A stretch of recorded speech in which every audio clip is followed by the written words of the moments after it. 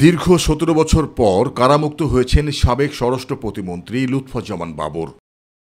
বৃহস্পতিবার দুপুর ১:৩০টায় কেরানীগঞ্জের ঢাকা কেন্দ্রীয় কারাগার থেকে বের হন তিনি। এ সময় কারাগারের বাইরে অপেক্ষমান নেতাকর্মীরা তাকে বরণ করে নেন। লুৎফুজ্জামান বাবরের সঙ্গে তৎকালীন বিভিন্ন গোয়েন্দা সংস্থার উচ্চপদস্থ আরও ৫ জন মুক্তি পেয়েছেন। দেড় যুগেরও বেশি সময় পর মুক্তি পেয়ে কারাগার থেকে সোজা বিএনপির প্রতিষ্ঠাতা সাবেক রাষ্ট্রপতি জিয়াউর রহমানের কবর জিয়ারত করেন লুৎফুজ্জামান বাবর। এ সময় তার সঙ্গে থাকা বিএনপি স্থায়ী কমিটির সদস্য নজরুল ইসলাম খান বলেন, মিথ্যা মামলায় জেল খেটেছেন বাবর, তার মতো আর কারো যেন এমন পরিণতি না হয়। অন্যায়ভাবে কারারুদ্ধ হয়েছেন, জেল কেটেছেন, জীবন দিয়েছেন, নানাভাবে নিপীড়িত হয়েছেন। তাদের সকলের এই ত্যাগের বিনিময়ে আমরা মহান স্বাধীনতার যে আকাঙ্ক্ষা,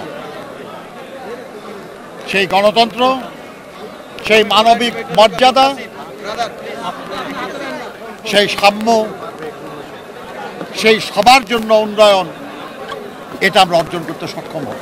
এর আগে মঙ্গলবার আলোচিত 10 ট্রাক অস্ত্র মামলায় যাবজ্জীবন কারাদণ্ডের দায় থেকে খালাস পান লুৎফুজ্জামান বাবর। বিচারপতি মোস্তফা জামান ইসলাম ও বিচারপতি নাসরিন আক্তারের সমন্বয়ে গঠিত হাইকোর্ট বেঞ্চ এই রায় ঘোষণা করেন।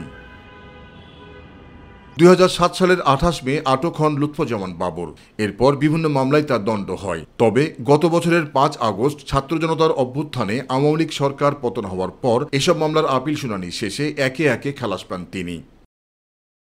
জাহিদ আহমেদ বাবু, মাই টিভি, ঢাকা।